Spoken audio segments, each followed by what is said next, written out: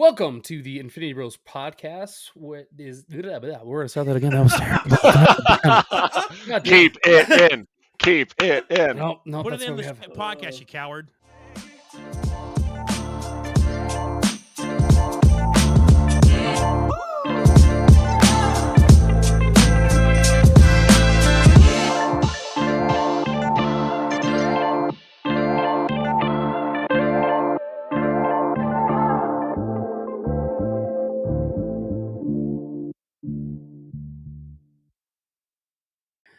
Welcome to the Infinity Bros podcast. Today we have a special little episode for you. This is our Magic Monthly, which has kind of turned into Magic Yearly for our podcast listeners.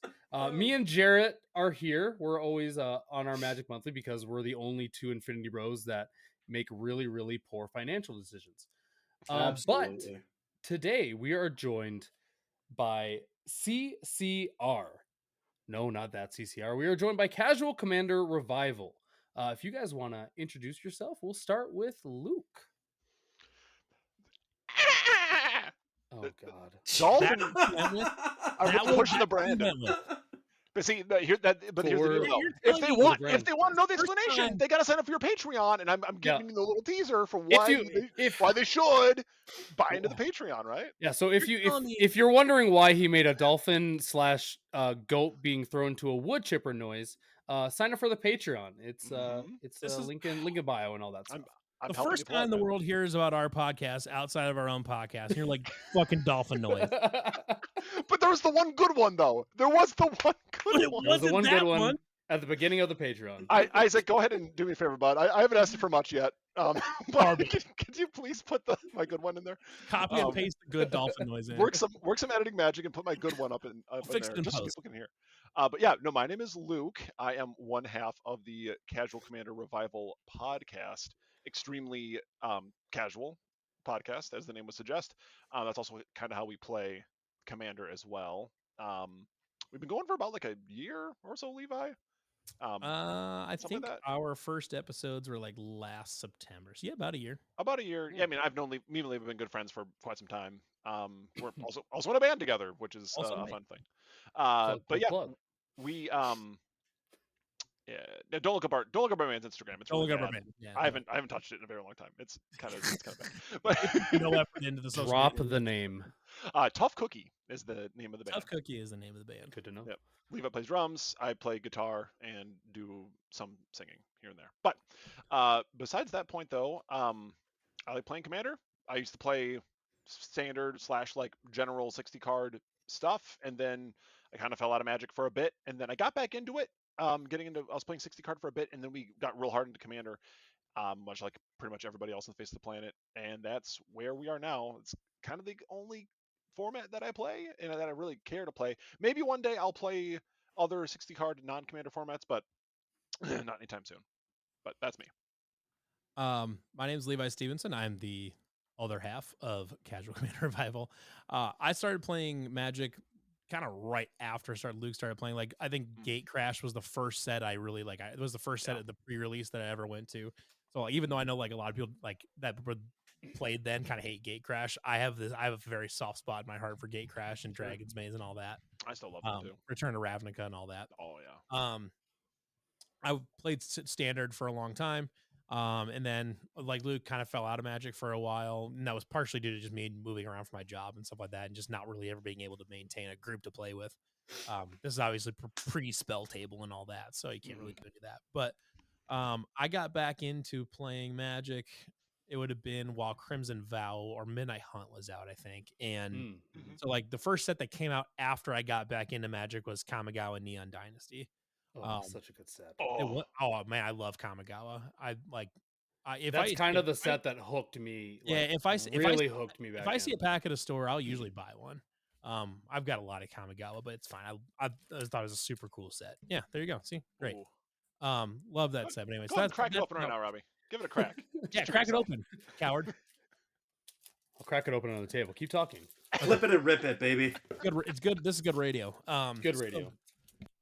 Anyways, got back into Commander around, like I said, Kamigawa Neon Dynasty. Built my first Commander deck. Now, I shouldn't say my. He pulled a first player- Black Lotus. What? Whoa. Italy. No. That's how the first one. There's a funny story we should probably tell it at some We point. should mention that. So the card I hate the most. Wow, awesome. what do you hate the most? It's farewell. Yes. Son Classic. of a biscuit. It's There the it is. Steve McKinnon one If too. you hate That's farewell. awesome. You're bad at playing farewell. And we Right. also got Nightmare. There you go. That's a good card. It's not so much that I hate farewell, it's that everyone uses farewell in the wrong circumstance. Yeah, it's because everyone's And that's bad why I at don't playing like it. farewell. Yeah, Anyways, that's so I got into Commander. Now, I technically did actually own the Alluro Ageless Ascetic Esper Precon when that came out a long time ago. I couldn't tell you where it's at, and we played like one game with it because Commander was still kind of a foreign concept to most people at that point. Right. Was that the Esper one? It is the Esper one that like it was the first one to have eminence, so you, like where it That's drew right. a bunch of cards in the command zone and all that. which Technically at not the keyword time, eminence, but It Yeah. wasn't technically eminence. Yeah, it was pseudo eminence. proto eminence. Yeah, proto eminence or whatever. And like at the time, we didn't know how busted that was. But anyway, so yeah, got back into it at Kamigawa Neon Dynasty. First deck I built when I got back was Satoru Umezawa Ninja. Oh, Ninja. Oh yeah, Yeah. Ninjutsu? Whatever. Yeah. Deck was dog shit. I took it apart not that long ago, or whatever. Maybe like last year. It was kind of a bad. It was kind of like fun, but also kind of bad because I just didn't know how to build a commander deck. Yeah, cool commander. Cool commander had no I idea still how to don't, build that. so it's okay. And now you know most of 3 years later, you know, basically just shy of 3 years later now, you know, I've gotten quite a bit more experience now with my various adventures, side quests and all that. I've gotten quite a bit better at deck building now, fortunately. Right. But you kind of have to. Well, we're excited to have you guys on the Casual Commander Revival podcast. If you guys haven't checked them out, you should check them out. We need to grow this Instagram, guys. Let's get this growing. You've had some good people on. I know you had Queen Honey on. You had She's great. oh gosh, I'm blanking on her Maya the name. Gathering. Maya. Yes, Maya. Maya. Really like Maya too. So, Maya's yeah. great. Side note, had- I just won a deck from Maya, by the way, on her You did, Instagram. actually. Yeah. Oh, nice. I did, yeah. Very nice. She Did you she ever- did a giveaway for hitting 20K not too long ago, and like, again, hopefully this is fine to talk about. I'm assuming it's fine. If not, Sure, Isaac, go for do it. me a favor, bud, cut it out. But it was this past Friday. Was it Friday or Saturday? No, because we played Magic on Friday. Saturday, I was kind of way more stoned than I wanted to be. And right before I was going to bed, I was doing my usual. I was slamming a bowl of cereal before I went to bed. Yeah. And I just popped on Instagram and I saw I thought I was going like too high and I was like making shit up. But I saw Maya posted a thing and then I was tagged in it that I won her giveaway. So then I got like the Nice. Bloom Burrows, black green squirrel. Oh yeah, the Precon. one that. Oh, the one that's that a for good some one too. Yeah. The one that for some reason is going for way more than it should. Yeah. Yeah, Nice. I mean, No yeah. idea. I mean, I'm It's just a gonna good keep it the one. way it is. I'll probably sleeve. You Yeah, got you some cool should. sleeves too, and I'm gonna sleeve it up. And Yeah. I'm excited for it. So Yeah. Cool. anyway, That's awesome. Maya's great. Funny That's story great. about the Queen Honey thing, though. If you ever go back and listen to that episode, Queen Honey exists in maybe the single most toxic group meta I've ever heard of in my entire life. Really? Like Dude. her play group runs like everybody runs like 5 or 6 board wipes. They run like Jeez. 10 to 15 pieces of removal. There are So- poison counters running rampant. That Like, sounds Okay. horrible. I have I would something to add to that never. because so we did a tournament with a bunch of other or I did a tournament with a bunch of other like creators or whatever that Yeah. Nerdy Rockstar put on. And Queen Honey won it. And we were playing like semi high powered. We weren't like playing cEDH or anything like that.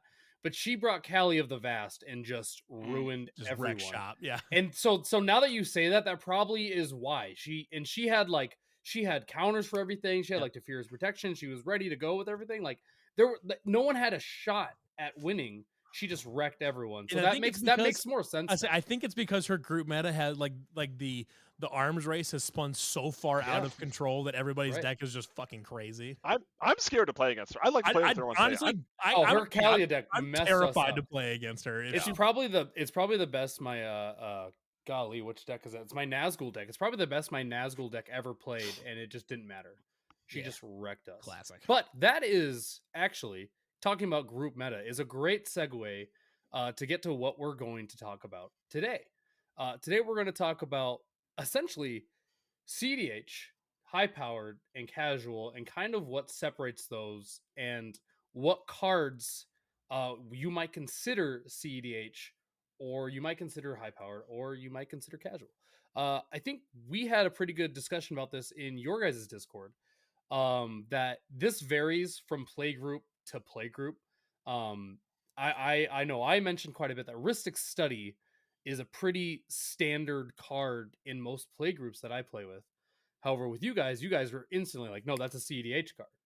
So, and that's kind of where this all grew from. It grew really, and we started this conversation because TopDeck.gg via the King's Court Gaming had this post come out talking about how they could make cEDH a better and stronger experience for everyone. And they had some changes for cards that I believe they said they would ban if they were to play a tournament, right? So I'm going to go over this list really quick, and then we can kind of get into. So this would be a discussing. cEDH ban list. This would be a cEDH ban list and unban list. Okay. So right now, all this has is Ristic would be banned. So Ristic Study banned For cEDH? for cEDH. Okay. Fast Bond, which some of these cards I'm not for sure. I'm not. Yeah. Some I'm of them not are like completely old caught up on. cards that they didn't know what they were designing. I believe Fastbond's on the current ban list. If I Yeah. Fast And Bond's so already this is so. Listen, this. So they want to unban Fast Bond. Oh, Leovold would be unbanned. okay. Gifts Ungiven unbanned. Oh my god. I mean, Primeval Titan unbanned. that's yes. Rolfalos unbanned. Yes. also And fine. the one that I think they could definitely unban also is Coalition Victory. Yes. Yeah. Yeah. I think you could unban that. And that doesn't really change the meta. Just kind of goofy. Yeah. Right. No Hullbreaker? Hullbreaker is not on their list. But this is kind of what I wanted to get into. Just You're talking about Hull Breacher, right? Hull Breacher. Hullbreaker Horror is Oh, not also yeah. a Hull, cEDH Yeah, Hull card. Breacher. Hull Breaker Yeah. is also one of the top 5 most annoying cards ever printed, but Right. I love me a good Hullbreaker horror, and baby. that's why I hate your guy. So I wanted to kind of start this off, and we obviously can't hit on every card, but I wanted to just throw out card names, and then we can just kind of discuss if we consider them high powered, commander staples, or if they are legit cEDH. They should only be in cEDH type of cards. I'm glad you made that distinction real quick, because I do, and maybe I'm splitting hairs too much, but I do think there is a delineation between there's cEDH and then there's high powered and then there's casual. I mean, maybe high powered and casual in theory they're all kind of lumped into casual, but I do think that like at the top of the there's three categories. It's not two. So. There's cEDH, there's high power casual, and there's like mid power casual. So right, we were talking about kind of the separation from cEDH, high powered, casual. I think there's a lot of people that get confused on what's high powered, what's casual. I think that's probably where people muddle a lot of stuff. And then cEDH is like a whole other beast that people don't always know. Yeah, cEDH is clear. cEDH is kind of a whole different thing. Right. Yeah. Right. So I'm gonna kind of go by this by creatures, sorceries, instants. I'm just gonna throw out names essentially. Obviously, I want to start this off by saying any card without a proper like deck around it is just a card, right? Like any card can be a good or bad card. But we're gonna think of these things in their best, most optimized mindset is what I would like to do, just so we can kind of help us decide if is a cEDH. It is at least existing in an environment where it can be reasonably assumed that it is effective. Right. Exactly. All right. What is your guys' level of experience with? I mean, obviously, you guys were playgroups. Your meta is very casual by nature of what your podcast. What's your experience with cEDH and high-powered Magic? I mean, I personally have it's definitely high power, maybe fringe cEDH type of thing. It's not quite as combo heavy as a cEDH deck would be, but it's definitely very high end power. I do have a couple decks that are up there because sometimes I do like playing high power, but yeah, I mean, as far as cEDH, I've never played it. I've watched some YouTube of it. I think it's very fascinating. I think it's incredibly interesting and like really cool to watch. Yeah. You've probably heard about them, but is it the Play to Win? Play to Win, yeah. Play to Win are kind of like the premier cEDH. I watched them play a game not too long ago, and like one guy was winning with the new Atali like on turn 2. It was crazy. Yeah. But I mean, I've watched some cEDH. I have a few decks that I reserve for special occasions that are higher. I would say are higher power. Oh yeah, but you've got the a majority, high power for sure. I got a few that are high power. The majority of them that I play, I would say are more on the casual end. Some of my favorite ones are probably the higher power ones, just because I put a lot of love and TLC into them. It's But ones you put love into. Yeah. Yeah. yeah, I mean, I would safely say Levi and I float around between like casual and high power. Um, I mean, and I know the name suggests that we only play like casual jank, which isn't true. It's not. Yeah, that's not true. Yeah. No, I think that we could probably maybe say that it's the most fun when you're just goofing around and you're not getting all sweaty about Well, it. and that was like the purpose of like the podcast, and the name of the podcast too was to just illustrate, like, just trying to bring back the idea that it's okay to not play optimized decks, and it's okay sure. to not run the highest power shit you can find, Yeah. or whatever. That there like plenty of fun is to be had in Commander and really and Magic the Gathering as a total, in playing low power games and just having fun with your friends and whoever else you're playing with. So that's really like the point of the podcast, and the point of the name of the podcast too. So Sure, that makes sense. Because Jerry, you have pretty expansive education or experience with cEDH. Yeah. So you might be able to help some of us out a little bit, or at least give a really good insight on this, which will be really, really good. I have one cEDH deck. The funny thing today, I was playing MTGO, and I was playing my Stella Lee cEDH deck, and I was going to win turn 3, but I messed up my triggers, and then I messed up my triggers. I took out so Stella Lee, you have to play 2 whatever instants or sorceries, then play Cerulean Wisp, and then you can just keep drawing your entire deck, and then you go get some fealty something, the red card. It's a red card from Wilds of Eldraine, and then you put a Wicked Roll token on Stella Lee, and then you just ping the entire table for 1 until everyone's dead. sure. But I had that turn 3. I messed up the triggers, and then I just instantly scooped the game, and I think, Yeah. The shade scoop. Yeah. I just wasted 10 minutes doing the Cerulean Wisp trigger, because it's really slow on MTGO. Right, I don't know if you've ever played it on there. Yeah. It's really slow. And one guy was like, "Can we play a little faster?" It's like, I have to hit all these triggers and draw the effing deck to get the cards I want. Right. Like, and also, like, because you can signify when you're playing cEDH on MTGO. Yeah. No one else was playing cEDH because no one else had any mana rocks. Everyone was playing 1 land per turn. I was like, what are we doing right now? It was turn 3, and I was the only one that had like the Mox Opal and the Lotus Petal. Right. All I'm hearing is that Robbie was just sandbagging people. Yeah. I was, and then I felt really bad. I did. Robbie was really bad pub stomping. Robbie's like, pub stomping. Dude, I was so worried. That's like, because I don't know if you're in that Magic the Gathering group on Facebook. I was so worried someone's gonna like take a picture of my name and be like, call you out. This just wasted 15 minutes, missed his triggers, and then scooped. I'm so worried. I was so worried. There is I'm not gonna lie, back to this because there is a way to shortcut that. Sounds funny. See, I gotta learn all the little things, but all right, let's get into. I'm just gonna throw out some names here. And then we'll discuss. All right, first one, Draneth Magistrate.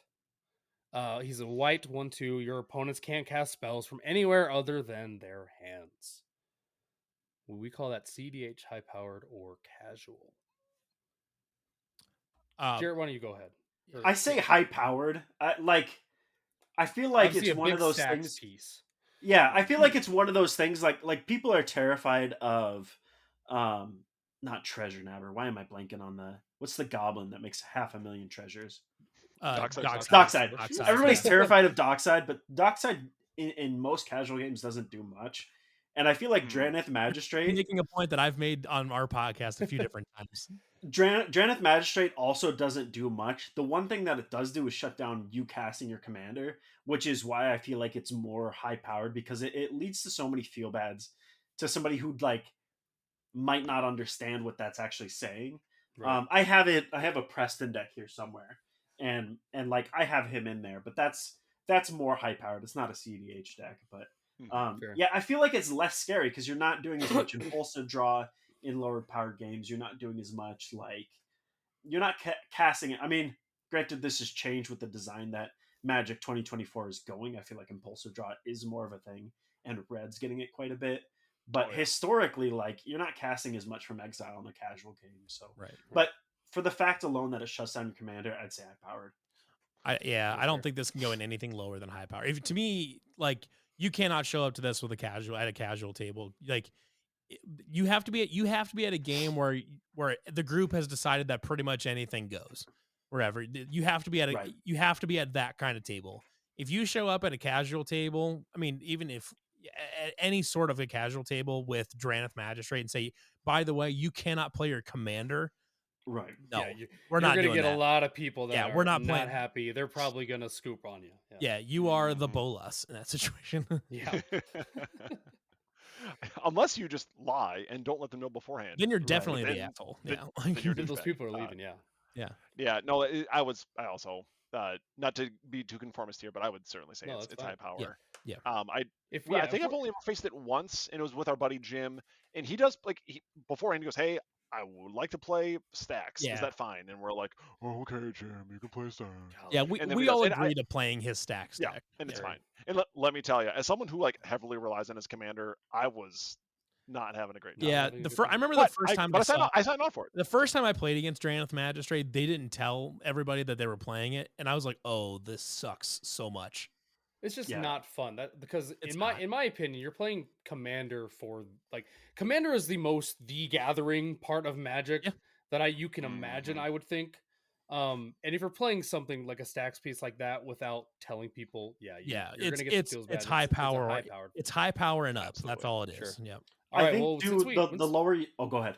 I was just gonna say, since we mentioned it, we could just go right into Dockside Extortionist. Oh, sure. What were you gonna make a point about though? I was just gonna say, in lower powered games, people are really focused on doing their game plan. Right. And I feel like the further up you move on the chart, the more removal you see. And so I play Draneth Magistrate almost always to clear a path for something else. I'm not playing it to just be a dick. I mean, sometimes, if I'm playing against Robbie. But in casual games, Draneth Magistrate is gonna screw somebody, because in lower power games, they're probably relying on their commander for their main game plan. Right. And they're probably not running, 15, 20 spot removal or counters. So, they've got whatever came in the pre-con. Yeah. Yeah. So okay. I think we got that. High powered. We'll go right into Dockside Extortionist. Obviously has so many combos that can be played with Dockside. A lot of different lines that obviously get exploited. I would start off by saying this has to be high powered or cEDH. I guess I don't know. I'm sure there are cEDH lines that this definitely uses, but Dockside Extortion is definitely not a casual card. I think we can all agree there. Definitely not. Hard disagree. I'm actually gonna be. I'm also in the camp of that. I'll just start. I think Dockside is actually kind of a really well designed card, because at casual format in casual games, if you play that Dockside turn 2, you're getting 1, maybe 2 treasures. You're only getting treasures if someone played a Soul Ring on the turn 1. So you're gonna get maybe 2 treasures or something like that. And then when you're further in the game, it matters even less, because you're still maxing out at 5 to 6 treasures, which on turn 10 of a casual game doesn't matter or whatever. So, but then as you go up in power, the more likely you are to get a big treasure payoff early in the game. And as you go up in power, that's fine, because nobody cares. So I understand the mindset behind Dockside being high power and up only. I get it, because it is a good, useful effect that is pretty much always useful. It's pretty hard. It's basically impossible to whiff a Dockside, because you're not going to play a Dockside if you're not going to get something. So its floor is always has a good floor. And so that's why I understand why people want to play it only in high power. But like I said, at low power, it scales really well to low power, because it just doesn't do that much at low power. Dockside in a vacuum, I feel like, is not even remotely scary. It's really not, for all the same reasons. It honestly isn't. It's a 1/2 that can be removed for you. I mean, it's in the presence of an infinite combo, and at that point, you've built it in knowing you're playing either high powered or cEDH. Right. Yep. Yeah, I mean, the reason why I would say high power mainly is because it's on a body, on ETB, it's repeatable, people can loop it, fairly easily. Goes infinite with a ham sandwich. It goes infinite all the time. Exactly. But so does any ETB, Prime, Italy and stuff like that. But nobody's complaining about Italy or whatever. Oh, well, that Italy you're talking about is 7 mana, right? That's sure, but I guess where I'm at with it, though, I guess is the whole it scales down to it, but like he I said, think I'm not disagreeing with you. I do think that it is I think in what you're talking about. I think you're Dockside correct. has an image problem because of Magic content creators on YouTube, especially that Oh, for sure. when I'm Sure. thinking when I'm thinking of when I'm trying to call them out, but like I'm thinking of like the NTG Goldfish guys and stuff like that, and Yeah. whatever, where they're saying like, oh, and it should be banned and all this. It's like, well, yes, but you guys also play in an outrageously powerful meta where everybody's infiniting all the time. They've got OG duels in all their lands and stuff like in all their decks and stuff like that. It's like you guys play in an outrageous meta where Dockside is kind of busted because you guys don't know how to not use it responsibly. Right. You've You gugot- scaled it to a point you- where you it guys has don't to, know it how only to- you only play it to go infinite. Right, exactly. Like- or whatever. Whereas like if Dockside was a $5 card where anybody could play it in a casual deck, like in a $100 budget deck, and you could justify putting Dockside in, I don't think it would have the rap it does because you would see it in low power games and people would realize it's really not that bad. Yeah. That's a really good point. I think that the other big distinction here is it is a $100 card. Yeah, it is. It absolutely is. And that's why you only see it in high power because those are the only Right. people that are going to pay for it. Right. Or just proxy it. We're pro proxy here. Just proxy the damn thing. Print that thing. Yeah. All right. I don't really know what to HP put. laser jet special, baby. Yeah. The staple secret layer. The staple secret staple layer. I get layer, it. there it I is. get it once a month, man. It's great. All right. I don't really know where to put that. That's kind of that I suppose that could hit all three. It just kind of depends on, do you have infinites with it, or are you just playing it because, oh, it's going to generate me 1 or 2 treasures? It all depends That's on how gonna much give me a little bit of- self-control you a little have bit of- in building your Yeah. deck. That's fair enough. I like that answer. All right. Another one we kind of talked about when we were talking about like Ristic Study and smothering tithe and all that. Yeah. But Esper Sentinel.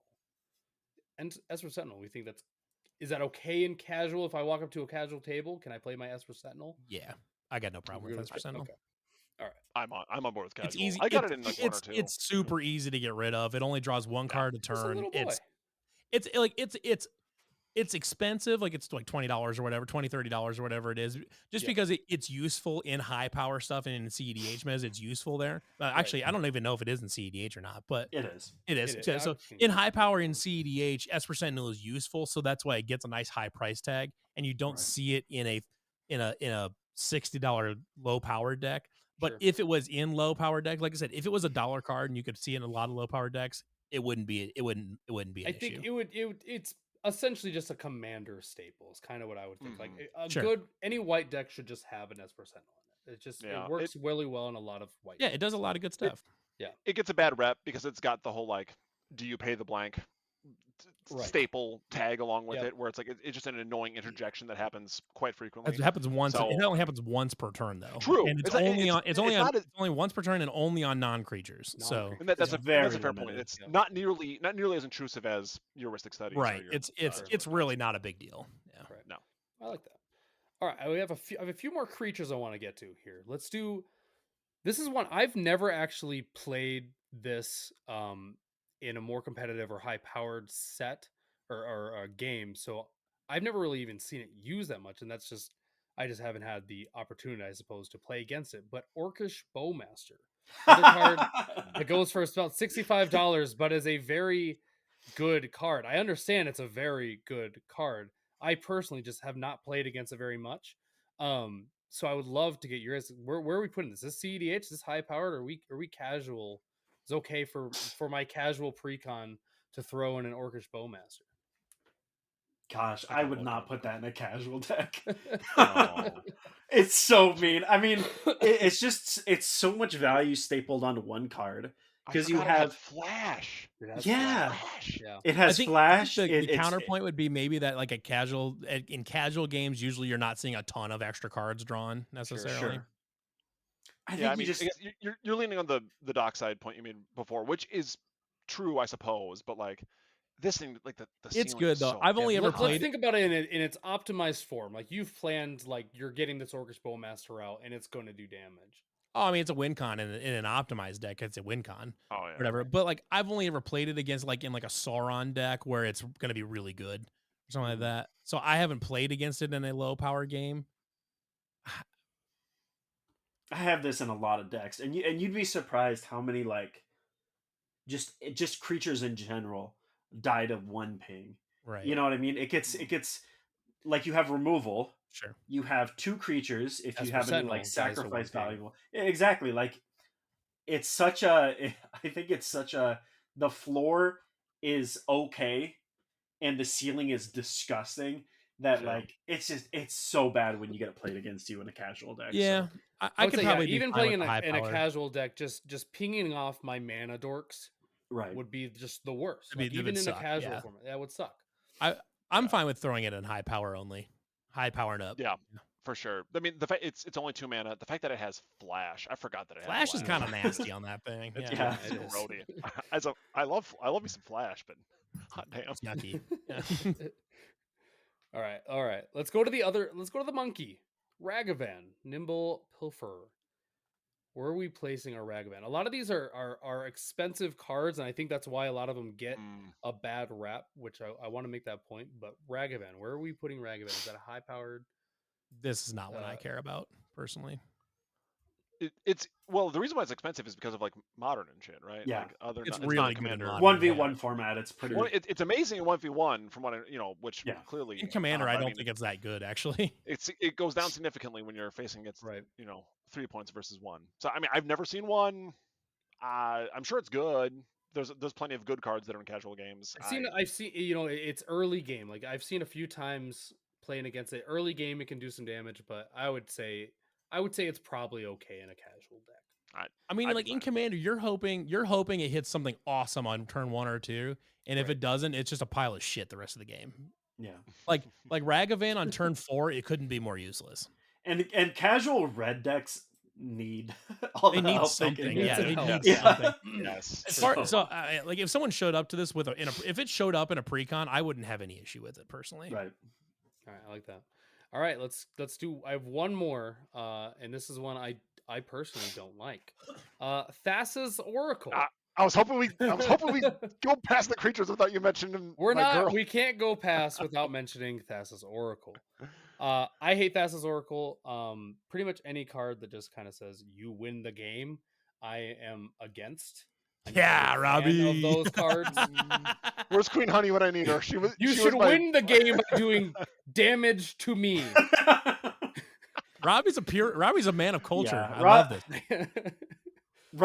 I love Robbie to death, but Robbie is a head empty gruel. I am. Like, every time I try to make a new deck, I get this idea. I'm like, I think this will be a lot of fun. This might be different. Nope, it's just counters. Yeah. It's just more. It's more 1/1 counters on whatever creature I'm making. It's big stompy. Robbie's a battle cruiser player like through and through. Yeah, and if I don't get the right pulls, I'm just effed. Thoracle's my baby. It's fine and everything. Throw it in everything. Come on. Yep. There's no way it's fine and everything. It is not fine. I will go last. I have a point to make about it. Yeah, Levi, let me go first because I think I got the hottest take. All right, let's go. It goes in everything because like it's such a very specific. You have to mill yourself out or be close to milling yourself out with the trigger still on the stack, right? It's not Lab Man. You can't put it down and then do what you got to do. It has to be in that moment. And if you're building a casual deck, you're not going to have demonic consultation. You're not going to have any of those things that just do what you want to do.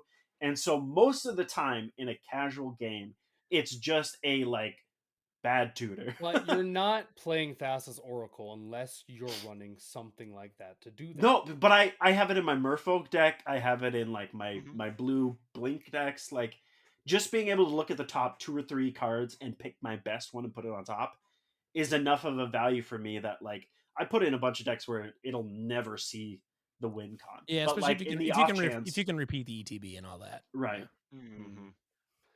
My stance on this is that like I'm largely sympathetic to the argument that like at low power it doesn't do that much. It doesn't do anything beyond what it was kind of intended to do. Right. And then at high power and casual and high power and cEDH it doesn't matter because we're all playing whatever. We're just playing to win at that point. I hate Thassa's Oracles because I think it's a stupid way to win. I think it's one of the dumbest possible ways in a game of Magic. I agree. I think it is a fart noise on a card. I fucking hate that card. And only because it is maybe the most boring way I can think of to win a game besides Lab Man or whatever. And so that's why I don't like Thassa's Oracle. Power level, like I said, I agree with you on the same principles as I think that Dockside can be played casually, because it just it scales down to not doing that much. Sure. All right. Well, I hate that's historical. I'm putting it on the hope it dies list. I want to make my point. Make your Please. point, Luke. Okay. Largely, my point is effectively what Jarrett's point was, but I do want to bring up the fact we played a game a couple of weeks ago. Yeah. Mono Blue. I play Mono Blue. It's in my Lear deck. I didn't win with it. I played it straight up just for the scribe, whatever it was. Mm-hmm. Not necessarily scribe, but like you hardly play it for that ability. But Yeah. I think that if you have it with Demonic Consultation or whatever, the ones that can like just deck you out super crazy quick, then it's like when you're in cEDH, of course, it is clearly a cEDH staple in that way. And I mean, really, I'm kind of feeling foolish for like holding my opinion until now because it's kind of already been made. But no, Jarrett's extremely correct. Like if you're just playing it just for the value off the top of it, like it was intended, it kind of just comes down to a matter of preference, because I think alt win cons are fun. I like them. And again, this is all just preference, whatever. A lot of the time, me swinging in for damage with a bunch of creatures is just kind of boring to me. It's not my favorite thing. I'll do it with commander damage, but like I like alt win cons. I think they're cool. But with that being said, like if you're playing in just a straight up a deck for blue and there's Merfolk synergy, Wizard synergy, you're just looking to get shit from your library or whatever, it's really not bad at all. Like it. So I think it's, again, I would probably still say high power, just because like it's got a real big reputation for it. With my Lear deck, it certainly has won me games with it. Again, that's very certainly a high powered deck. But again, that Lear deck is not winning until turn like 9 or 10, So if it was like turn 2 or 3, now we're talking cEDH. But that's so funny because Lear is one of those that as a mono blue deck is pretty scary. And so I'd love to see it played on a casual table because I feel like it's not as scary. That Lear deck is not a casual. It's a high power deck. Yeah. Sure. I'd certainly that say Lear deck is miserable to play against. Luke's my people is what I'm learning. All I can say is that during that game, y'all could have attacked me much. Yeah. More. No, you're right. I should have been swinging at you with my Eldrazi the entire game, and I wasn't.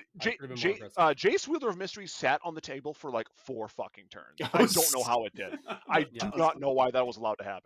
It didn't win with it, but it sat there. Levi attacked it once. I protected it. It sat there under the radar, unscathed. Partially because Robbie was Robbie was sitting with a bunch of Eldrazi, and I was like, well, I can't swing at Luke because Robbie's gonna fucking hit me in the face with his big old ding dong over well, there. you had yourself a pretty nice army there too. So it was one of those weird things where it's like, if I swing at him, he's gonna swing at me. What we should have done is colluded. Is what we should have colluded and killed the blue player. Yeah. You won billion.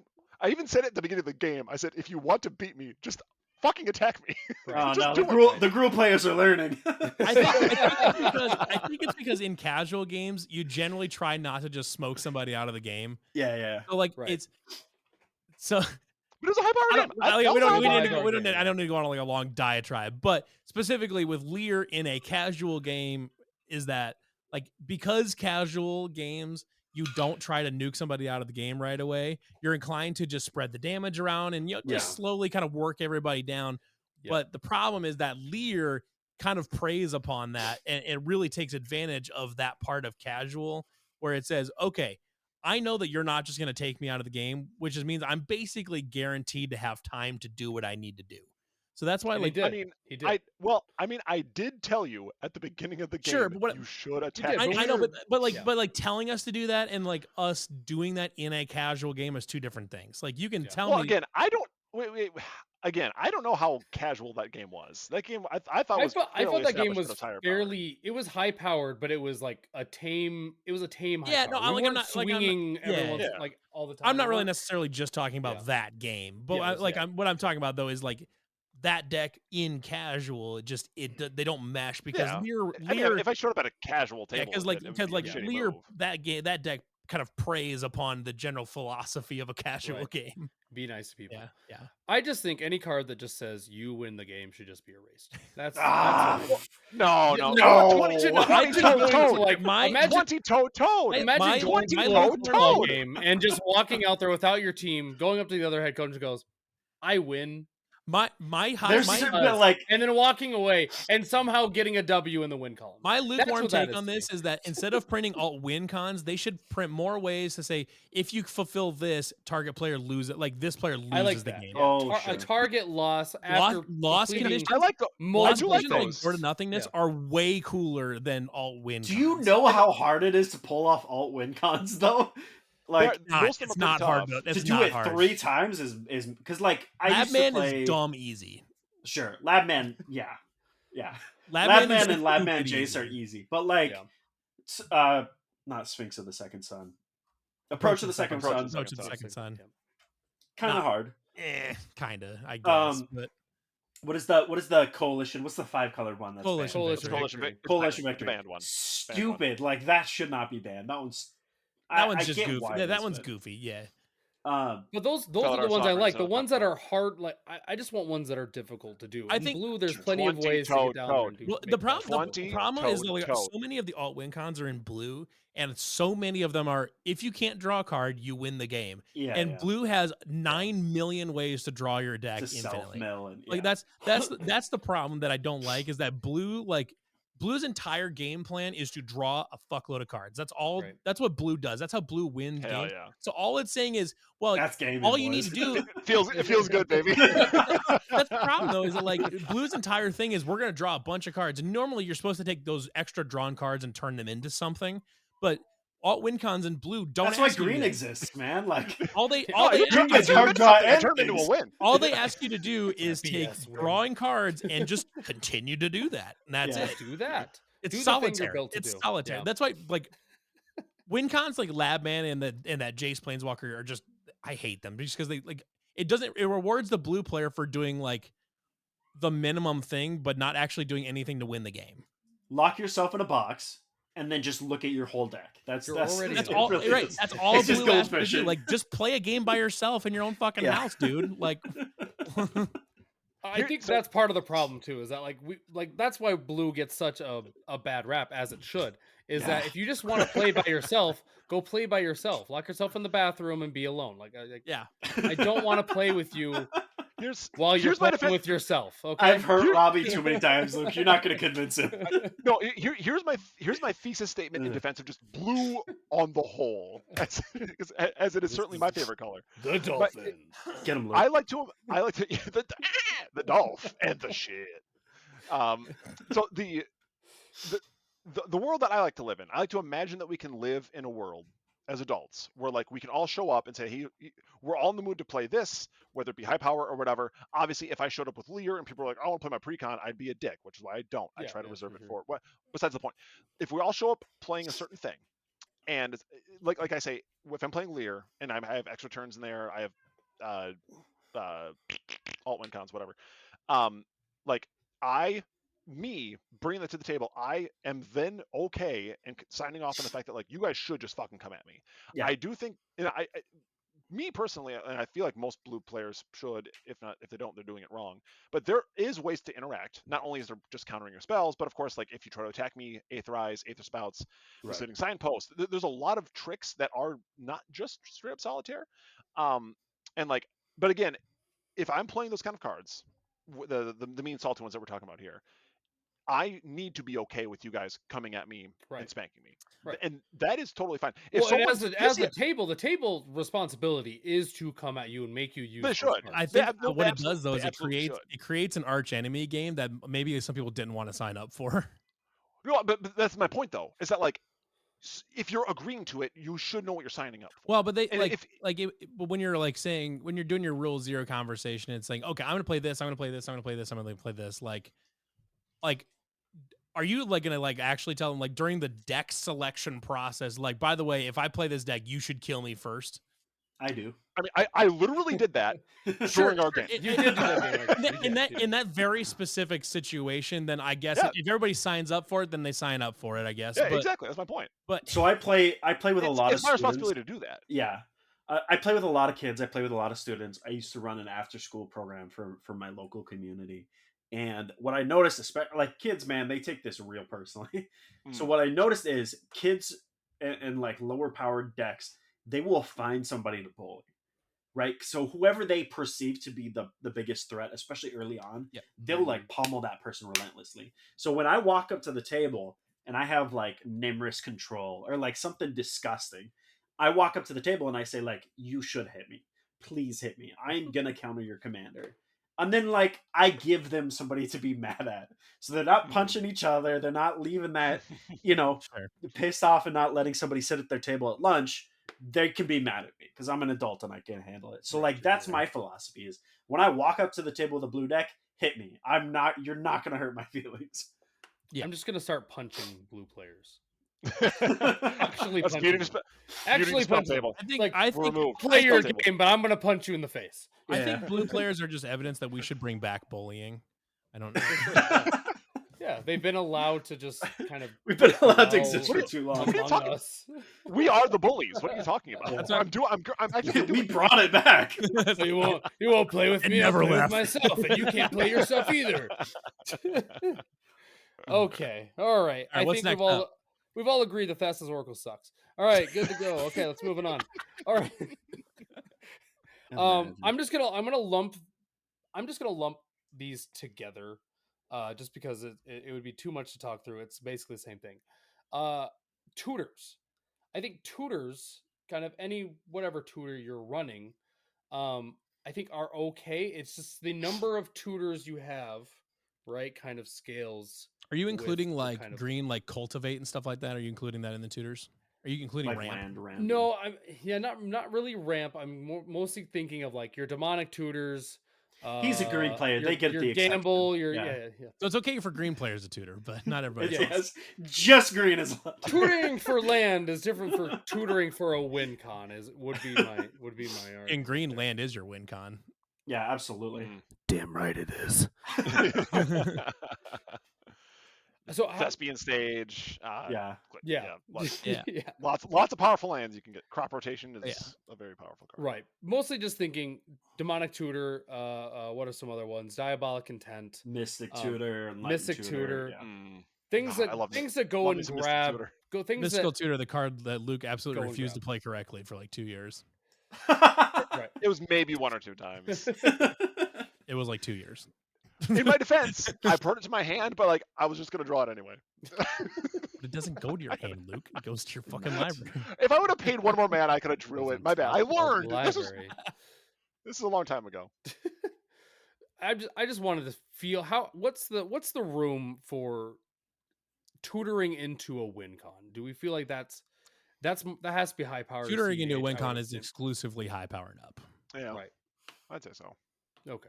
Tutoring into a win con. Yeah, tutoring for a win con is absolutely high powered. Like if you're like, I don't really have a problem with like diabolic tutor where it's like 4 mana in black to go find a card. Like that doesn't really bother me a ton. Sure. And cultivate like green ramp stuff doesn't bother me really or whatever. But like if you're playing vampiric tutor in casual, you're an asshat. Yeah, there's certain ones because I think if you just say blanket staple all tutor, I mean it's more complicated than just all tutors because of course there's land ramp. I mean I really like Wishclaw Talisman where you gift it, you give it to people, and you can kind of like do a little you can do a little politicking of like, hey, I'll use it, then I'll give it to you, then maybe you can give it back to me if I give it to you. Or there's that one I actually really like. It's got Grizzlebrand on it. It's like a 5 mana. I forget what it's called. There's a 5 mana sorcery, and you pay 5 into it, but you get like a 3 mana black rebate if you have like 4 or 5 instant sorceries in your graveyard. What is this thing, Menards? No. You save money when you shop with Grizzlebrand. It's threshold or whatever. I know what you're talking about. Yeah. I used to work at Menards for like a summer, and I fucking hated it. And I would always, under my breath, when the theme song played, I would say, "When you suck my nards." That was my little way of getting back to them. Got him. I'm sure they felt that at corporate, yeah. In here, in my brain, I got it. To the man, right? I also did. I did quit without notice. One day I just walked out and quit. Perfect. I love it. I throw tutors and everything. I'm a degenerate because to me, like, sure, if you're tutoring like a 1-card win con, yeah, you suck. But if I'm tutoring like a merfolk, you know what I mean? Like, it's not that scary. I think it scales to your deck. If you're building it to get a win con, yeah, it doesn't belong in a casual table. Sure. But if I'm tutoring, like, if it's my panic button to get what I need in that moment to not die, I'm fine with that. Yeah. We did play a game not too long ago where I was playing Raph, Weatherlight Captain, Raph Capuchin, Oh yeah, and I tutored for Robes of the Archmage just so I could draw some cards, and I'm like, yeah. I need to draw cards. Our one buddy Dor, he nuked it immediately as soon as I played it, and I sat there for the rest of the game doing fucking nothing. Which, to be fair, I mean, like I broadcasted, I'm like, this is how I'm gonna Right. draw my cards, and like, I mean, he did the correct play. Luckily, I had a book on standby that I just like read the rest of the 2 hours. Dude, Dominaria was so fun for Commander. Like, I think That's that's good. what kicked off the revival. Mm. Mm. All right. Okay. I like where we kind of tutors are weird, but if you're tutoring for WinCons, yeah, you're obviously going high powered or cEDH, obviously. Mhm. All right, let's move on. Let's do free counter spells. Your deadly relics, deflecting swats, fierce guardianship, deflecting swat. Did I said it already. Yeah. Am I missing another one? Force of will. Force of will, Force of negation. Yeah. Yeah. pact of negation. Pact Yeah. of negation. Where are we at with those? I would love to hear your thoughts. I would say those have to be high powered. I think if They you have come to to be a at least high casual powered. Yeah, table, they're high those powered. Yeah. that's 100%. that's They- also kind of feels bad. That's kind of the same realm. Like we're talking about casual, and you want casual. Typically, you want to be able to play your commander and play kind of what the deck you built. If you play something for free that doesn't let me play my commander, I'm going to be a little salty for playing casual. Yeah, Mhm. definitely. I feel like a lot of those are 2-for-1s, but even then, like to me, that screams cEDH more than even like high powered. Oh, like, I would I agree with probably that. wouldn't I would agree run with that on a that. high powered table. Yeah, I would right. even agree with that too. I think. Yeah, I mean, yeah. I love counter spells. I think they're great. I have Force of Will in one deck that is 100% a high power deck, and other than that, like man, I'm sure the blood rushing to certain parts of your body is incredible when you play like a fierce guardianship or whatever. But like I know Mhm. damn well if I were to play that, like I'm already skating on thin ice as the dirty blue player. I'm Yeah. like, I can't push the boundaries of my friendships even more.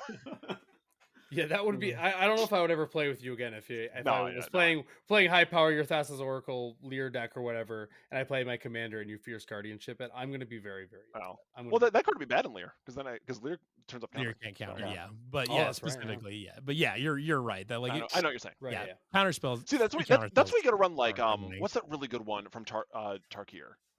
Stubborn Denial. Oh yeah. That one's amazing. It's a 1-drop blue one, but like if you have a creature with power 4 or greater, then like it just counters the spell, if I recall. Like, There's you a have to there's jump a through some hoops. there's a fierce guardianship in red that does pretty much the same thing. Deflecting swat. And I think it is from cons as well. If you have 4 Like, power, it costs 1 mana, and it just redirects. You're probably sure. thinking of Bolt Bend, I believe. Yeah, Bolt Bend. Yep. Bolt Bend is the truth. Bolt Oh, Bend. gosh, Yeah, it's Bolt so Bend's good. good. I like Bolt Bend. Yeah. Sure. Alrighty, what's next? All right, let's move on. Okay. This one's I would assume. Okay, actually no, this is one I would love to talk about. Ristic Study. All right, so Here we go. we've talked about you. Just for preference, we have talked about this a little bit at length in my like I said at the beginning of the show here. Ristic Study in my play group, at least when I've played games, has always been kind of an okay card to play. Obviously, really, really good for drawing cards, but in a lot of the games I've played, people are playing it and they're not telling them like, "Hey, we're playing casual, we're playing high power." Like they just have a Ristic Study in their deck, and everyone's just kind of like, "Okay." So for me, I think after hearing a little bit more, talking a little bit more, obviously it's like a cEDH staple. It's just such a good effing card. I would probably also have to. I need to probably take it out of a few decks. It's probably a high power deck. It's probably not okay for casual, but I would love to hear Levi and Luke. You guys specifically were like, no, that's cEDH, if I remember correctly. There's no chance this is a casual card. You could like in high power decks, it's probably fine because generally speaking, in high power, you're okay with something like that. In casual, if you show up with heuristics that do a casual table, you're an asshole. I mean, you just are. Because at casual tables, it's either a stacks piece or an outrageous value piece. Right. And both suck. It's always a value piece. It's always a value piece. No one's ever going to pay for that. I think it has to very least be at the top end of high power. In my opinion, it has to be. Yeah. I understand, like, now, and then we kind of maybe even touched on an interesting topic of, like, certain cards that are like incredibly powerful, but are just kind of like generally accepted by the community at large, like Soul Ring, which is certainly fast mana, but everyone gets in a precon, so it's cool. Right. Obviously, Ristic Study isn't in the same realm as Soul Ring, but like in theory, that can happen, like in your own meta. Like, and that's if you're all playing casual and you all just kind of have like a Ristic Study in there, much like you all have a Soul Ring in there, then I guess like it becomes cool, obviously.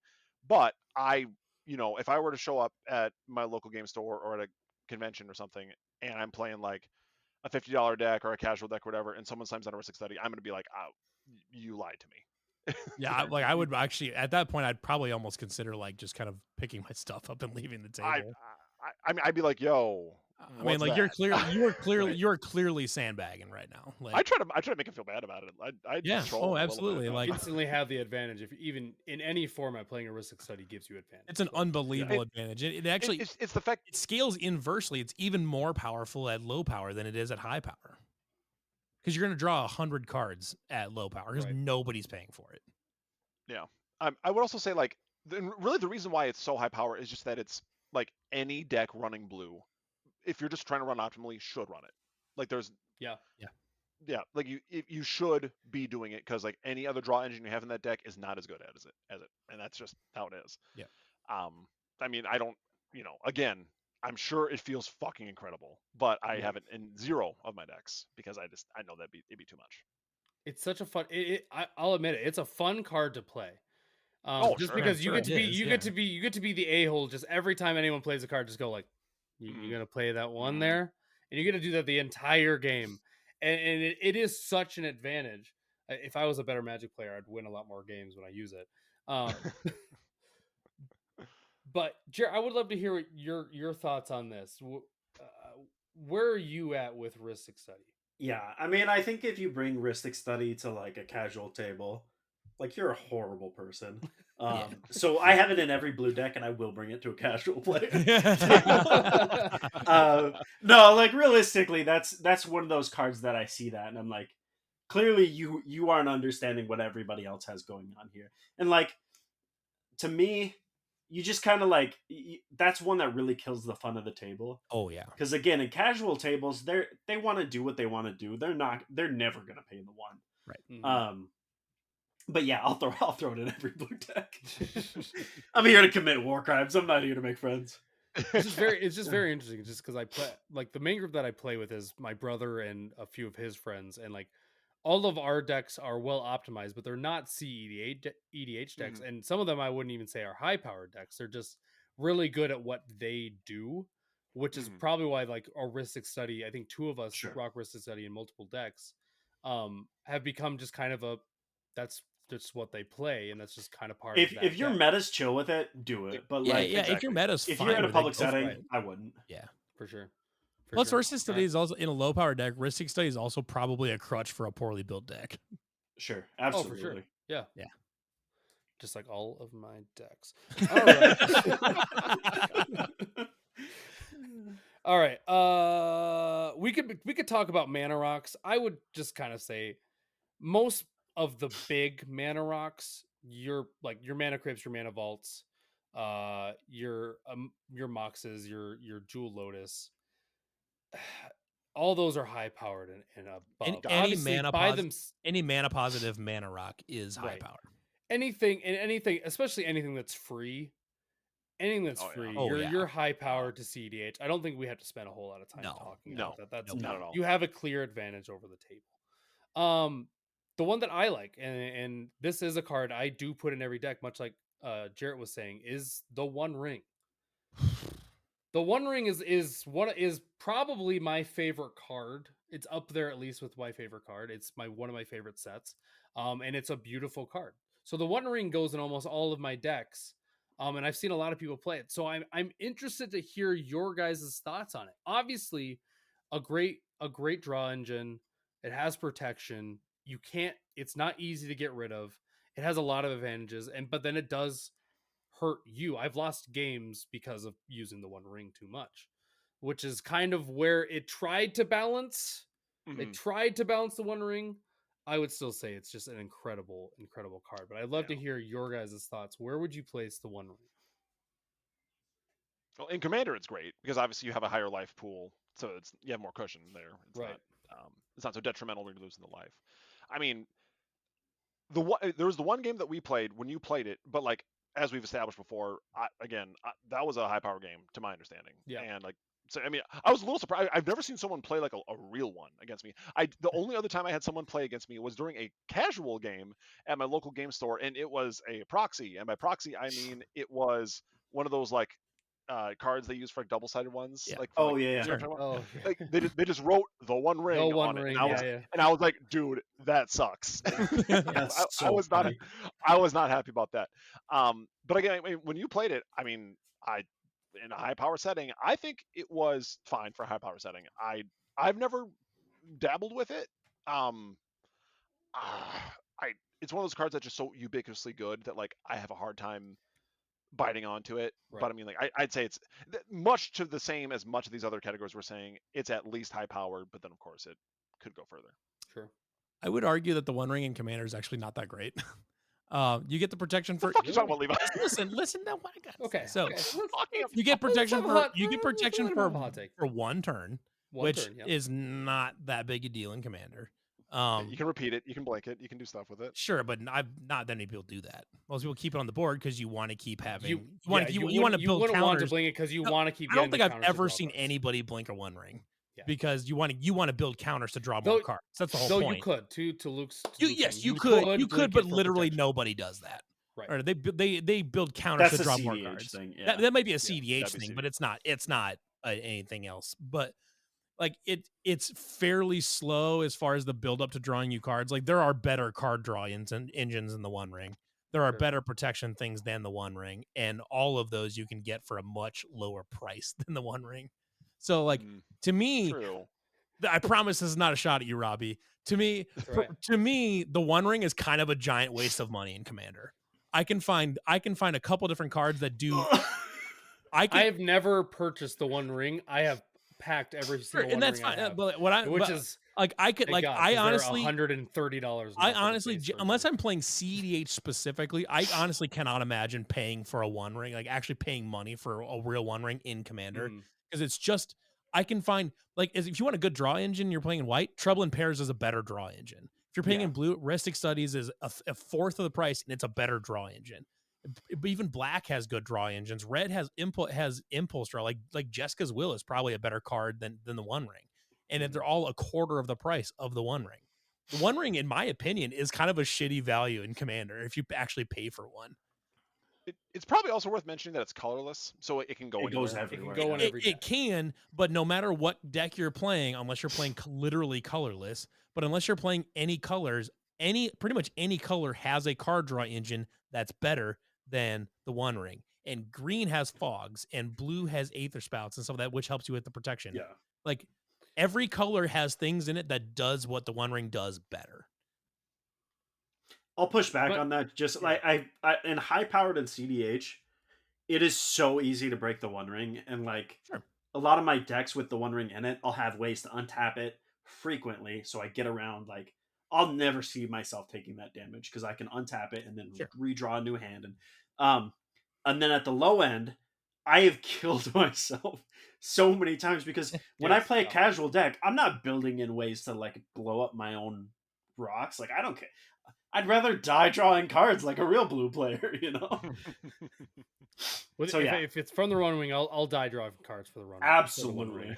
My stance on the One Ring is like, I guess it's fine. Like, I mean, there's certainly ways it's not, there's nothing like wrong with it. You're just not going to get any creativity brownie points for putting in a deck from it, I guess. Absolutely. Yeah. See, my one pushback on Levi's point is that a lot of what you're saying is 100% accurate, right? The thing that the One Ring does is it does it all in one package. Sure. Right. You get protection. You can't get rid of it. You get draw. It's also one card that you got to hope you draw. Sure. That's true. Sure. It's one card. Right. Yep. But it's just one card that can take this place of 2 or 3 spots in a deck. Right. Sure.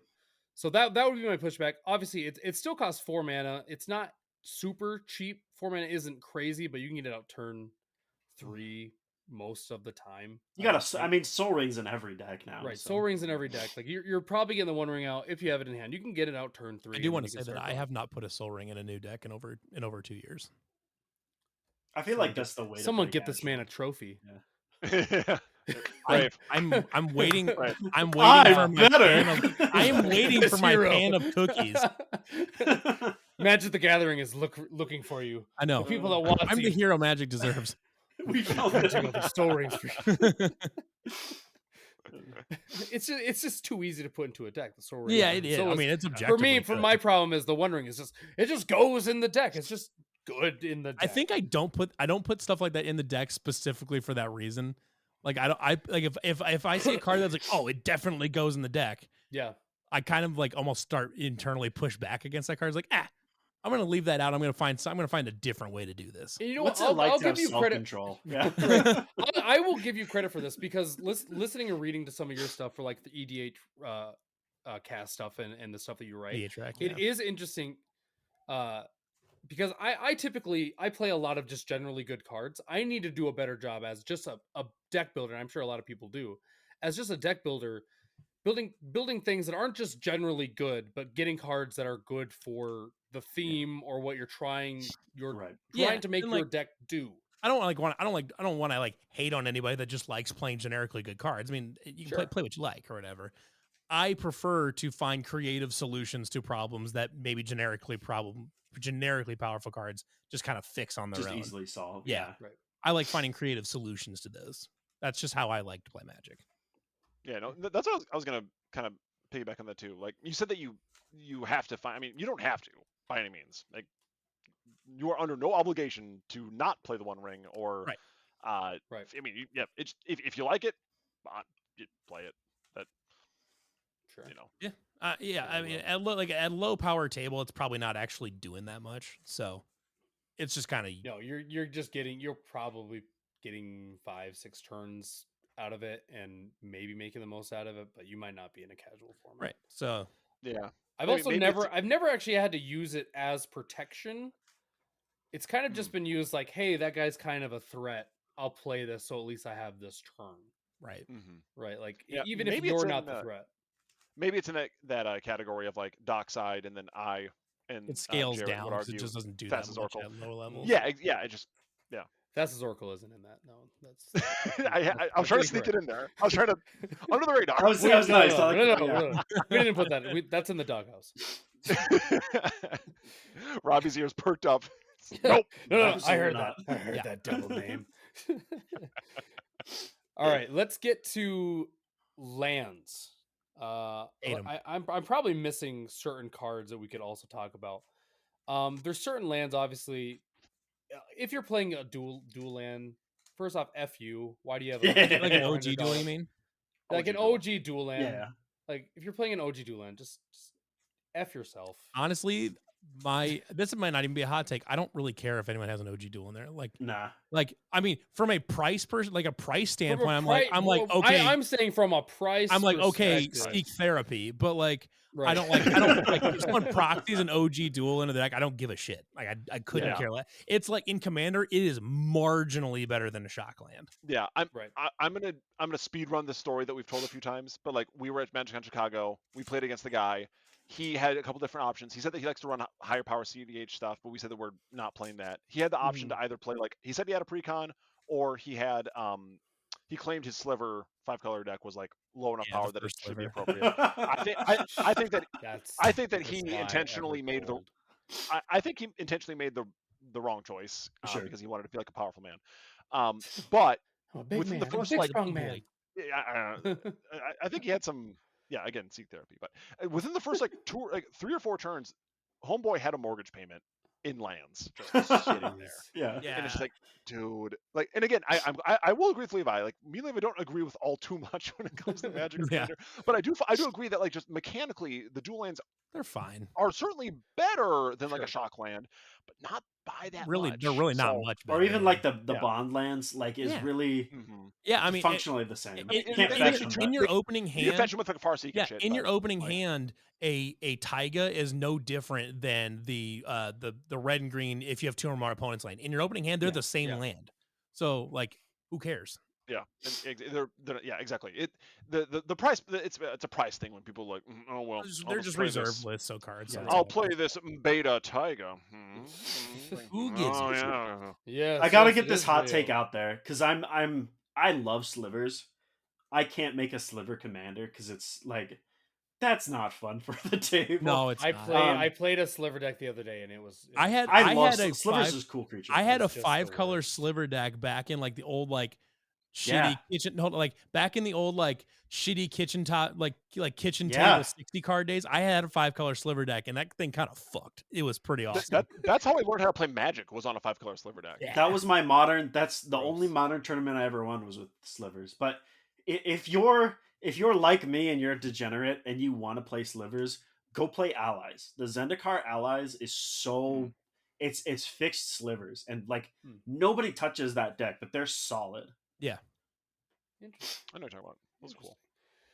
Land, obviously, there's lots of different ways to have fast mana. Obviously, the biggest thing with land is a lot of it costs a lot of money. Sure. So typically, if you're buying a really, really good land base, I would say you're probably playing high powered. There's no reason to be buying a really expensive land base for a casual commander deck. That would just seem silly to have the most optimized land base for a casual deck. But the one that I would like to hit on, the only one that does anything other than just go fast would be like an Urza's Saga, because it is an enchantment land. What are our thoughts on Urza's Saga and people that play Urza's Saga? Throw it in everything. I don't really. I think at low power you're not going to really be able to take advantage of this extra stuff.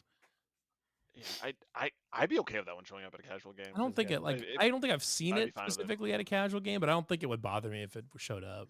I think I have it's another one of those things. It's weird that you put that in your casual deck, but it's not going to change. Yeah, you're kind of a weirdo for slapping it in there, but like it's not going to do colorless. It kills itself. Like right. Yeah. I mean, you get a Soul Ring. And yeah. Like maybe a Karnstruct in like 3 turns. I don't think honestly, it's that bad. yeah. No, I don't even think it's all that weird if someone put it in a casual. Personally, like I don't have a problem with it. Cool. If there's anything I'm missing, please shout it out. That was kind of the end of the stuff that I was looking at. You know what's funny on something I'm missing specific to lands, the one like genre of land that I've changed my mind on quite a bit is fetch lands. Because I think fetch lands were pricey, and they're still a little expensive, but like I was firmly in the camp of for a long time of if you're playing fetch lands, you're probably playing high power. But as I've like put them in more decks, well, I started putting them in high power decks, and then I realized like they're good, but they're not like overpowered or anything like that. Then I started like putting them in like just slowly kind of scaling down decks a little bit, and putting a few more of them in decks and stuff like that. They're useful, they're good, but they're certainly not overpowered to where you couldn't play them at a casual table. I would say the one good thing, not the one good thing. I'm sure there's other good things that Wizards of the Coast is doing, but maybe there might. I don't know. There might not be the one good thing. The one good thing, but they have been printing a lot of those fast lands and printing them a lot. So like everyone's getting them. Like they're like a good mana base. They need to keep reprinting fetch lands, but yes. Right. For sure. But a good mana base is no longer like an expensive thing. It's probably more your fault. Fetches and shocks. Fetches and shocks need to be they need to keep reprinting fetches and shocks until they're all like $5. Make it affordable. Print them once a year. Print them. Put them in. Why are these not in precons? Like it makes there's no reason that shocks shouldn't be in precons. They won't. But I think it's a real possibility that we see them printed once. Frankly, that's what they're gonna do. Frankly, the OG duels should get pulled off the reserve list and put in precons. There's no way they'll ever. I agree with you. They're not gonna, but they should. Okay, I don't even know. I heard that there is no way that they can take things off the reserve list. Not really. Right? They can. They won't, because it's like it's kind of an in bad faith thing, which they already did that with the weird like anniversary Magic. That's another not tournament legal. That is a bad thing. Yeah, I think did you guys hear about that? I don't know if, a little thing that no one really did. Anyone talk about that? Can we address that finally? Has anyone addressed that? I'm being sarcastic. Of course, everyone talked about it. I didn't know where you're going with this. Are we serious? I was trying to be sarcastic. I'm not gonna lie. For the fetches, I don't care about the reserve list. I don't own any reserve list cards. I don't. If like for people that own a bunch of reserve list cards, like they can't get rid of the reserve list because it'll tank my collection. I gotta be honest, man. I don't give a fuck. Like I couldn't care. I could not care less about your. I couldn't give two shits about your $500 dual land if it tanks down to $1. I couldn't give less of a fuck. So just That's like, that's just how the gosh. like Magic runs. Like, just is. you know, if you have a card that's valuable that's not on the reserve list, Uh, you know that someday it's getting reprinted. And Sphinx's like, Revelation used to be a $50 card, and now it's Well, like what was the other $0.10. one that just came out in Commander Masters? freaking Tarmogoyf. No, Tarmogoyf. Tarmogoyf was a $400 card, I know. Well, yeah, that I was and going to now say it's like Capture of now it's Jing not Zhao even or whatever. playable. Was, Yep. it was Tarmogoyf is barely $300, even and now it's a playable in $10 card. Commander. Like, Yeah, Imperial Seal went down a bunch. Imperial Seal, yeah. A lot of those. Speaking specifically about like fetches, though, like the stuff that you fetch into, I feel like matters more than a fetch itself. Sure. Like if I'm fetching, if I'm using a fetch just to fix my basic lands, yeah, that's not even remotely scary. no, not even a little bit. If I'm waiting to get either a shock land, a triome, or surveil land, and I know like it's my toolbox land, that's more competitive in my opinion. Yeah, like, I mean, like even those. like I have a Mothman deck, and I put, I mean, it's got the triome in it, and I've got a few fetch lands in it or whatever. Like, so if I have a fetch land in my opening hand, I'm obviously going to go grab the triome. Yeah. But it's also a 3-color deck, so it's still not like it needs that fixing. It really needs the fixing. Like if you were playing like Gruul and you went and fetched for the red and green surveil land or something like that on turn 1, I mean, like it's still like that's even fine to me. Even that doesn't bother. Even that doesn't bother that me. would be fine, I think. Yeah, sure. Like that doesn't bother me. Yeah. Interesting. Okay, is there any cards I missed that should be talked about? Like, I'm just going through a list of high-powered cards. Essentially, I'm trying to think if there's anything that I don't know if I can think of anything. No, I guess Slicer's not that bad. So I tried to stay away from just commanders, right? Because like commanders are based on Which commander did you say? Build. I said Slicer. I was joking, dude. I played Slicer one time, and that thing just shat on everybody. It's so good. Slicer's nasty. Slicer is disgusting. There's like an Assassin's Creed. There's an Assassin's Creed card that's like really similar to Slicer. Yeah, it's an uncommon. You can get it really cheap. Slicer. So I went to a small shop. I want to say locally, but it's Montana, so it's like 5 hours away. Everything's but yeah. A local Walmart 3 hours away. Yeah, it was a moose ran the shop. Yeah, it's the guy there had a foil shattered glass slicer, which Shattered Glass is one of my favorite comics of all time. It's phenomenal, and finding those foil they're so expensive. And he originally quoted me at $75 for that. What? And I was like, oh my gosh. So I didn't have my wallet on me. I was going to run home and be like, dude, I'm picking this up right now. And anyways, I came back and he's like, pick one up. I have. You have foil Oh, okay. It's not foil, but I do. The non-foil is like, it's $12 probably. But the foil ones are like, I think it's like 25 actually. Yeah. The foil slicer, I think, is like $200 to $300. Yeah, and I am like one bad day away from trading in a bunch of my cards, making that my cEDH deck. I don't think I've got any other cards to really add to it though. Yeah, no. Is there? Okay, I mean, okay. I would. Okay, I would love that. I would love this. Is there a commander that if they come to the table, you're like, you're not playing that commander, right? Like if it's a casual table, specifically casual. Yeah, if you're at a casual table, one of them for sure. And someone comes to the table with a commander. Let's we already talked about Slicer. Let's exclude Slicer. Is there a commander that comes to the table? You're like, no, that's not a casual commander. I'd say like the Sauron, the Grixis Sauron, is one for me. Yeah, really? That one costs so much, but I see what so you're much, saying. which is why I've never thought of it. Sauron the Dark Lord specifically. Sauron the Dark Lord is what, nasty. 8 or 9? No, it costs 6. Is it 6? Okay. And Lord of the Rings is 8, but Sauron the Dark Lord is 6 mana, and I've only ever seen that thing slap ass. Sure. I'd say any of the Eminence commanders. Yeah. Any Eminence, and then also like I would argue that that Sidar Jabari, the newer Knights Esper guy with the that has Eminence, is really not bad. Yeah, that one's fine. But like Inala, I played Inala. I played the Precon. It was my first deck I ever like bought for myself. Out of Commander. Just like the Precon of that was disgusting. And then like I feel like Edgar's worse. And then Ur-Dragon is like Edgar's so disgusting. Yeah. Here's one. Ur-Dragon's Here's one that I think that it was a Precon, so lots of people think it's like super chill and casual, and it's just not. Pantlaza. Pant Oh, Laza, yeah. is Pant, disgusting. Pant My Laza, Pant Laza deck goes off Pant Laza so beats easily. ass, and I don't. And Yeah. like they're like, it's like, like a whole bunch of people showed up to like they like start playing Magic for the first like, oh, dinosaurs, sweet. I'm just gonna get this Pant Laza Oh. deck. Don't worry, everybody, I suck at this game. Like, well, too bad your Pant Laza deck Yeah. is fucking autopilot win, dude. It just does. It Dude, just does it all. Well. AC is just like AC. just pure Yeah, Simic AC pain train. sucks. Yeah. AC sucks. If What I had to about- pick one, Also, all of the Doctor Who commanders, not because they're good, but because they're all deeply annoying. They're very hard to They're all track Doctor with, Who, and I yeah. just hate it. Dude, that one that our buddy Carl has, it just sits there and does the timey-wimey one. Oh my god. I wanted to cave my own skull in last time we played. Dude, that you game. just I you hated can't. it so much. There's Carl, so different much guy, but- going on that side of It's the stupid. table that I you're like just like I you just do your I own just thing. check out. I go like take a dump while he's trying to do that. Like like it's like Carl, If I'm I had not to listening pick to one- anything you're saying right now.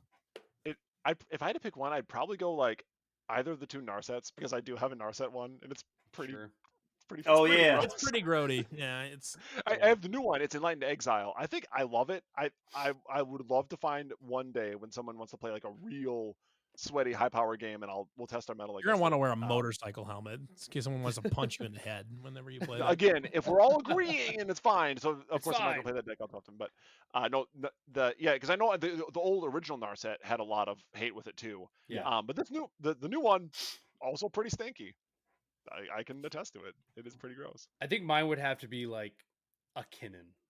Like just Oh, a sure. good Oh, yeah, Kinnan yeah. deck just pops off and like Yeah. you just know as soon as someone sits down it's like I want to play Kinnan today, it's like I'm effed. Like no matter what I'm playing, I'm effed. You know what? I feel like any of the OG partners too. Like my yeah. favorite CDH deck is Timna and Thrasios. Yeah. And like there it is. it doesn't matter what I put in that deck.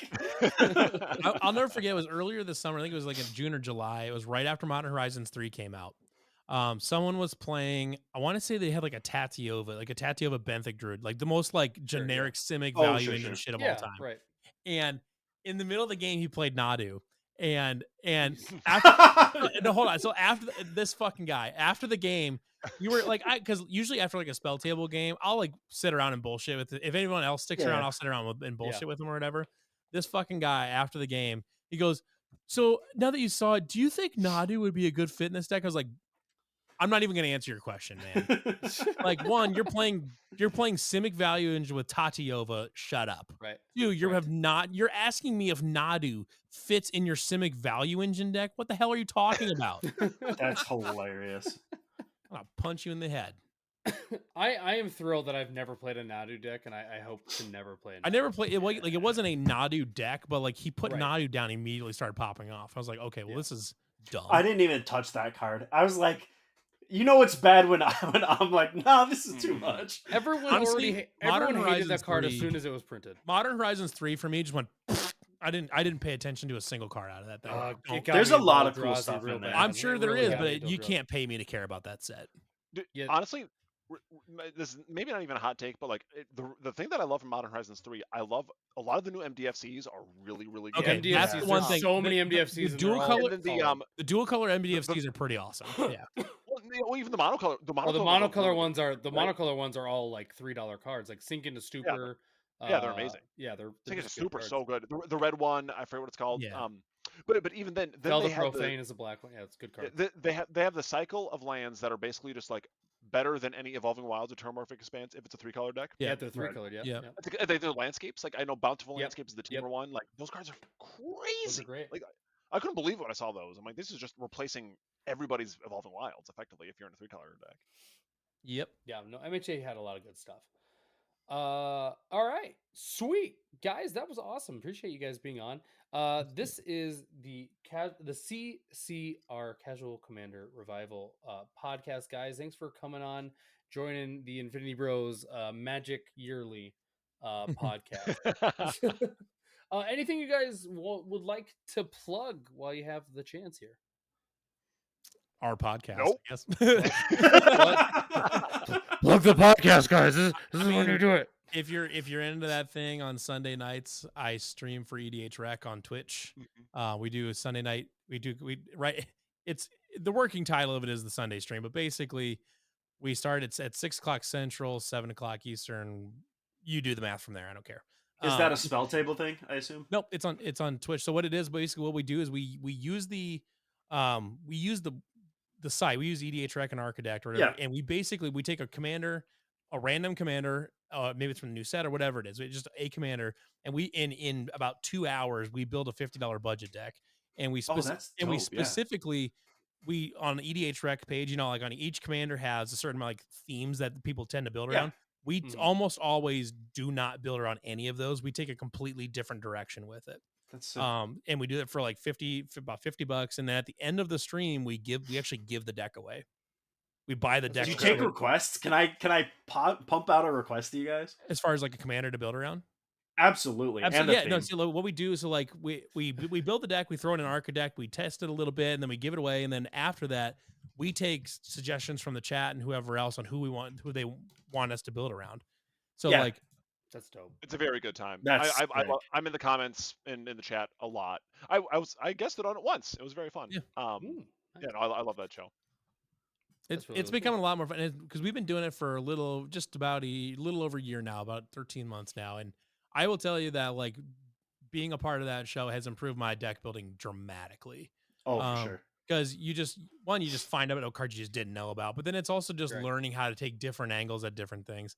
Like we just built a deck with a Give Scaled Scorch from Bloomburrow. I love. Oh, sick! Yeah. But most people most people on Give, if you go to Giv's page, they're building lizards, they're building burn, and all that stuff. We ended up taking it a completely different direction, and we built a deck that we nicknamed it Give the Vus Bus, because there's a cycle of old artifact cards. I'm pulling up my article here so I can find all the cards, but we called it Give the Vus Bus. There's a cycle of cards from I don't know 20 years ago that are all like Pentavus and Hexavus and all these. Oh yeah. So what we're doing is we're taking those and we're using the extra counters to kind of abuse that. So like Hexavus enters the battlefield with 6/1/1 counters. You can pay 1 to remove a counter from it and put a flying counter on something else, or you can pay 1 to remove a counter from another creature and put it on Hexavus. And like Pentavus is you can move counters around and make Pentavites, which is their little 1/1 artifact creatures. And there's Triskelavus, there's Tetravus that do some wacky stuff. And so we're using the fact that Gev is that if you can ping people that your stuff is coming in with 1/1 counters. So all of those Vus artifact creatures come in with more 1/1 counters. And then you're using like mass ping stuff or you're using a bunch of mass damage stuff like Sulfuric Vortex and Court of Ire and Sanctum of Stonefangs. There's a shrine just hanging out in this because it's life loss, which pings Gev. So you're always hitting those three counters with Gev. And then you're using like Neheb the Eternal to basically automatically get be 9 life after you're in your second main phase just by your deck existing. So you're doing all sorts of crazy shit like that, and then you're using like Hangerback Walker and Steel Overseer and Omarthus Ghostfire Initiate. Yeah, Omarthus is that's kind of right up my alley. Omarthus is a crazy synergy with this thing too. But anyway, so and then Murderous Redcap and things like that. You're doing all sorts of the persistent, yeah. And then if you're a fan of the card Mimic Vat, you are in luck with the stream because we slam Mimic Vat in about every fucking deck. But honestly, it's because Mimic Vat rules. So we just like do something like that. Like nobody is building a Gev deck like that, but that's what we built it. We did it for $50 and then we gave it to somebody or whatever, and just wacky shit like that. We do that stuff all the time, and that's what really the point of that is. And that's super cool. And through that whole stream, we show off the site and like all the different tools and the different things that EDH Rec the site can do. Sure. As far as filtering cards and finding exactly what you're looking for, and how to say like, well, if I'm building a mono red deck, but instead of building burn, I want to do it with this. Well, I know that this commander does something similar, so I'm going to look at that commander's page and see what people are playing with that commander, so I can transplant that strategy onto what I'm doing. Into this guy. Okay. Interesting. Yeah. That's really cool because I know like Jarret is really good friends with Tomer from NGG Goldfish, and he does all their budget decks. Yep. which is I think when people think about Magic or getting into Magic or getting into Commander, they always think it's very, very expensive. But you can do Definitely doesn't have to plenty be. of stuff with $50. Well, and is it Absolutely. right after he came out, we built a Geared Mirror of the Wilds deck on there, and Lucas played Oh, against sick, that deck yeah. of mine. Dude, That thing is Geared slap, that man. that that Geared goes we hard. built a $50 Geared deck, and that thing is disgusting. It's Oh yeah. I mean, straight up, I played at a high power table that someone was using. It was a Sauron deck, and they were using Dockside Extortionist or whatever. Well, Yeah. well, me had a Mimic Vat on the field when they decided to sacrifice Dockside. So guess who made 4 Docksides that turn? Yeah, That was me. That's Crazy. awesome. It's crazy. So just Go follow these guys. Yeah. CCR, Casual Commander Revival. Go follow them on Instagram. Go to their Instagram page. There's not all much these there. guys Also, are- listen to CCR. go listen. Please. Yeah, Go, listen to just the go follow band. the Instagram. Pretend. Some go folks listen- bound, made listen away to from CCR while playing Blue, Magic. red, Ball. and blue. And there's that. And that's No. Luke. All right, we're gonna wrap damn this it. thing up. We're going 20 minutes over, and Isaac's gonna be pissed that he expects that we're gonna do a short MTG podcast, and he's getting if Isaac bitches damn about it, near I'll 2 fight him. hours. I'll That's fight- on him. I'll Let's fight. be I'll honest. I'll fight Isaac in the parking lot. I don't care. On the yearly, Isaac. It's on the the yearly. yearly. It's the the yearly yearly. Magic podcast, Isaac. You know what we All right, should do that's though Luke. sometime though is we That's- should do like some live streams of us 4 playing. That would be We fun. should. I That'd would be love dope. that. Be sick. I I'm would down love to for do that. Yes, let's do it. All right, that's Luke. That's Levi. That's Jarret. I'm Robbie. This is the Infinity Bros. Bye, love you 3000. Bye. Bye. Bye. Okay, I don't.